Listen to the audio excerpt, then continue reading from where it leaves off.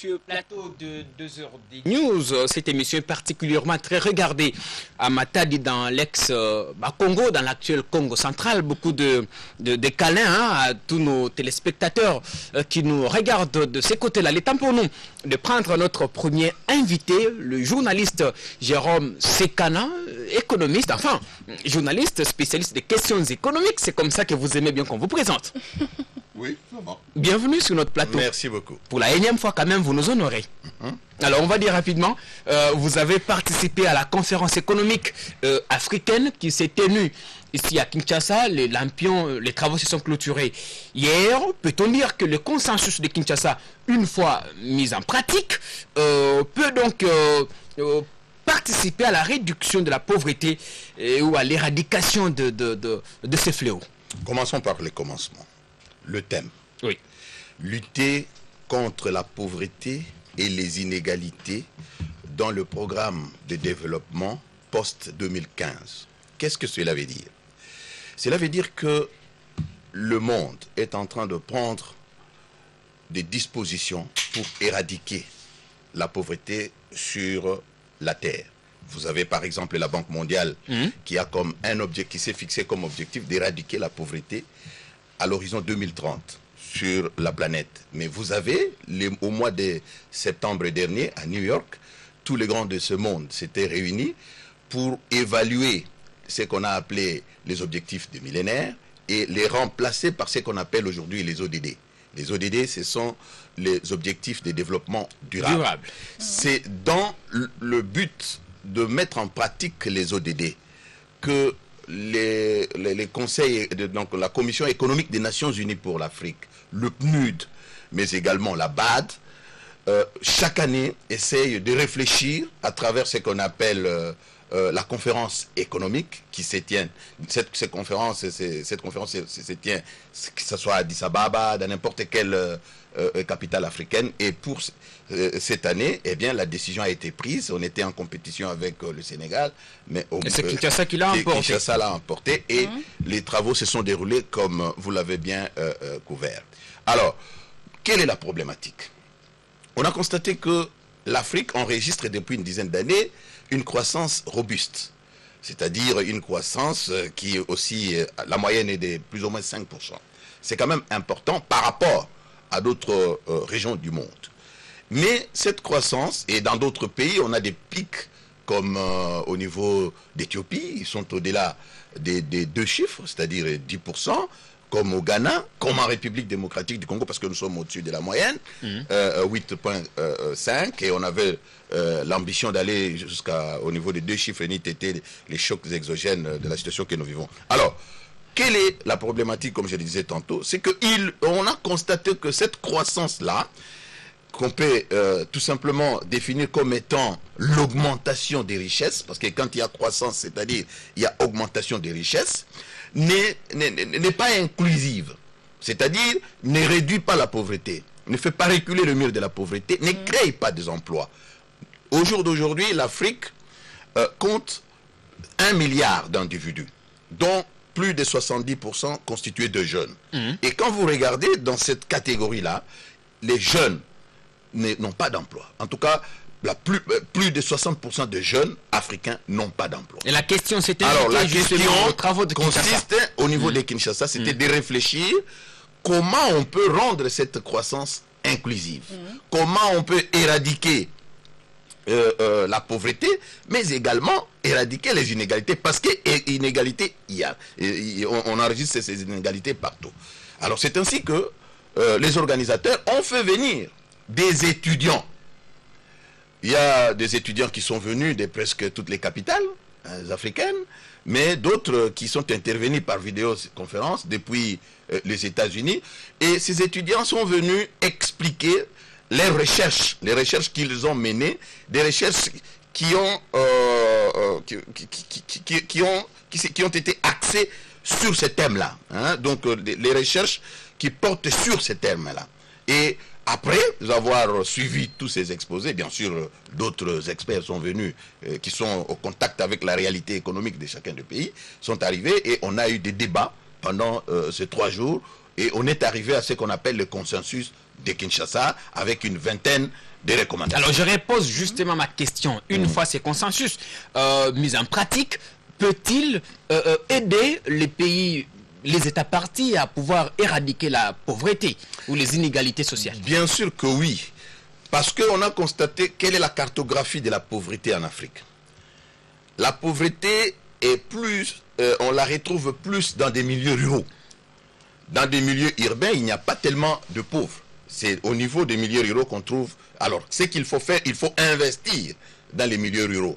Et on a dégagé des pistes de solutions. Il faut investir. D'abord, il faut que l'État, la première recommandation, joue réellement son rôle pour la transformation économique. Parce que l'État doit encadrer les opérateurs économiques, l'État doit promouvoir les milieux ruraux à travers la construction des infrastructures. Mais l'une des recommandations phares, c'est qu'il faut faire du secteur agricole le pilier central de l'inclusivité. Pourquoi? Parce qu'on a constaté que la plupart des pays africains, la croissance économique qu'on observe en Afrique, ces pays-là, cette croissance est tirée par les secteurs extractifs, c'est-à-dire, par exemple, les secteurs miniers ou les secteurs pétroliers. Alors, on a constaté qu'avec les chocs exogènes sur le marché international, avec la volatilité des prix de ces produits-là sur le marché international, eh bien, tout de suite, les pays africains ont eu des difficultés et ont commencé à revoir à la baisse leurs ambitions, même au niveau du budget. Alors ils disent qu'il faut diversifier les sources de financement de l'économie. Et pour diversifier... Justement, le directeur général du PNUD, je voulais dire, le directeur général du PNUD a déploré la forte pression fiscale, mais également la mauvaise qualité de la dépense. Forte pression fiscale, je dis non. Au niveau de l'Afrique, par exemple, nous en République démocratique du Congo, nous sommes en deçà de la moyenne africaine. Le grand problème ici, c'est le problème de moyens, et je voudrais vous expliquer pourquoi on doit s'intéresser au secteur agricole. Tout simplement parce que le secteur agricole, c'est un secteur porteur de croissance par excellence. Et c'est un secteur où on peut créer des emplois massifs, sans toutefois, ça n'exige pas qu'on aille à l'université. Et on a eu des débats là-dessus. Pourquoi? Parce que il y a les moyens. Les moyens sont là, mais sauf que les budgets des pays africains sont modiques et ne dégagent pas suffisamment des moyens financiers pour combattre la pauvreté. C'est ainsi que, comme il y a des faiblesses au niveau des budgets des pays africains, il faut recourir à ce qu'on appelle les financements innovants. Et nous avons proposé ces financements innovants. Les financements innovants que nous avons puisés dans les travaux, par exemple, des Lima. Parce qu'on était à Lima, aux assemblées annuelles du FMI et de la Banque mondiale. C'est tous les pays du monde qui se retrouvent là-bas, qui examinent lorsqu'il y a des problèmes, des difficultés. Où comptez-vous justement trouver ces financements innovants? Voilà, je vais vous les donner en ce qui concerne les financements innovants. Eh bien, on a constaté qu'on peut trouver de l'argent au niveau de nos banques centrales. Comment? Quand vous regardez les banques centrales africaines, elles ont deux missions principales. La première, c'est la stabilisation des prix intérieurs, la stabilité des prix intérieurs, mais également garantir ou promouvoir la politique, assurer la politique monétaire. Mais il faut ajouter à ces banques-là une troisième mission qui est celle de financer l'économie réelle. Pourquoi? Parce que les Africains se disent, pourquoi la Banque centrale européenne finance l'économie réelle, va jusqu'à même à donner de l'argent pour subventionner les agriculteurs européens? Pourquoi la Fédérale de Réserve au niveau des États-Unis finance l'économie réelle? Pourquoi la Banque centrale de la Grande-Bretagne finance l'économie réelle, mais les banques centrales de l'Afrique ne peuvent pas se permettre ça? On a verrouillé les textes, d'où il faut faire des réformes pour amener... Parce qu'il suffit que l'État, le gouvernement, donne sa garantie morale pour que les banques centrales dégagent quelques millions de dollars et investissent dans les secteurs, par exemple, agricoles, à travers, bien sûr, les banques centrales. Ça, c'est un premier levier. Un deuxième levier, c'est qu'on a constaté que les mêmes banques centrales disposent, en dehors du continent, c'est-à-dire dans les banques centrales, dans les banques des pays occidentaux, plus de 500 milliards de dollars au titre de ce qu'on appelle le réserve d'échange, auquel les pays propriétaires de ce fonds-là ne peuvent pas accéder n'importe comment. Et ne peuvent pas prendre cet argent, venir les mettre en Afrique et financer, investir dans le développement. Ils disent que ce n'est pas normal. D'où l'Afrique doit parler d'une seule voix, faire un lobbying, afin de prendre sur cet argent-là et commencer à investir non seulement dans l'agriculture, parce qu'on a insisté sur l'agriculture. Pourquoi? Parce que le nouveau patron de la BAD a mis sur pied un plan d'urgence qui contient plus ou moins 5 missions. La première mission, il faut éclairer l'Afrique. Là, il faut beaucoup de milliards. Il y a par exemple pour Inga 3, c'est 12 milliards de dollars qu'on a déjà bouclés sur papier grâce à la SFI. Mais il y a aussi le grand Inga qui doit produire 40 000 mégawatts. Et il faut beaucoup de moyens. Il faut nourrir l'Afrique. L'Afrique, selon la Banque africaine de développement, dispose de 600 millions d'hectares de terres arables, dont moins de 10% sont mis en valeur. Dans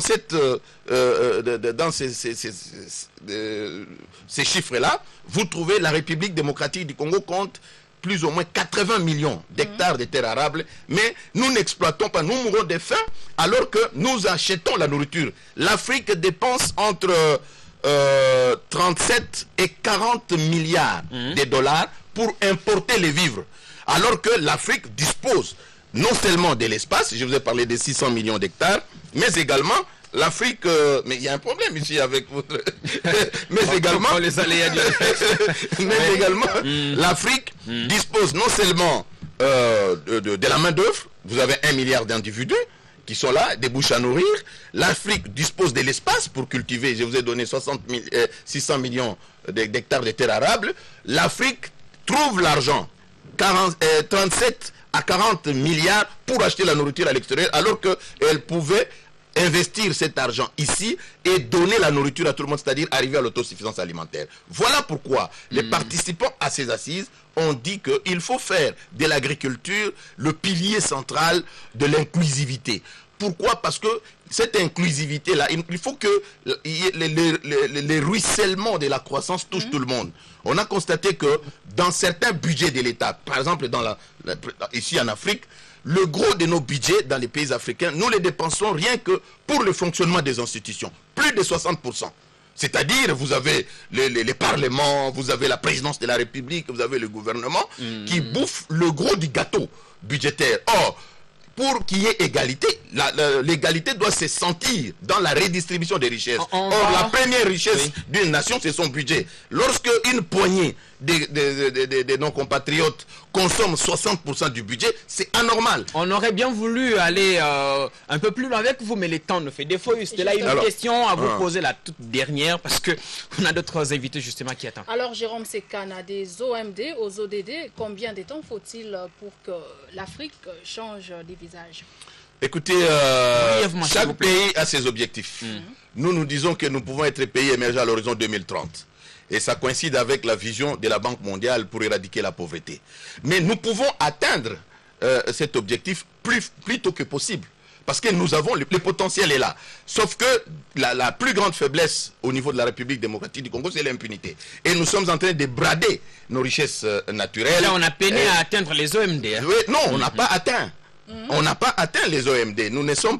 Nous avons atteint, notamment dans l'éducation, ça il faut le reconnaître, parce que le budget est passé de plus ou moins 3% il y a quelques années. Nous sommes aujourd'hui entre 15, 16 et voire même d'autres parlent de 17% au niveau de l'éducation. Ce qui est très important. Or, pour atteindre les objectifs du millénaire, quelle était l'équation? Il faut investir 30% du budget dans la santé. Il faut investir 20% au niveau de l'éducation, il faut investir 10% dans l'agriculture. Quand vous faites les calculs par rapport à tout ce que nous avons fait, nous n'avons pas atteint ces objectifs-là, si ce n'est qu'au niveau de l'éducation où nous nous sommes approchés un peu de l'objectif. Jérôme Sekana, on vous garde, mais vous reviendrez très prochainement. On aurait bien voulu encore creuser davantage par rapport à cette conférence économique africaine, mais le temps ne nous le permet pas. Vous le savez, la télé, c'est aussi le temps. Merci beaucoup de passer à répondre aux préoccupations des auditeurs, des téléspectateurs, je vais dire, qui s'est posé beaucoup de questions par rapport à ces forums. On se retrouve très prochainement. Merci beaucoup. Ok, merci. Merci, on marque une pause. Une pause. Les temps pour nous souffler et puis on se retrouve juste après.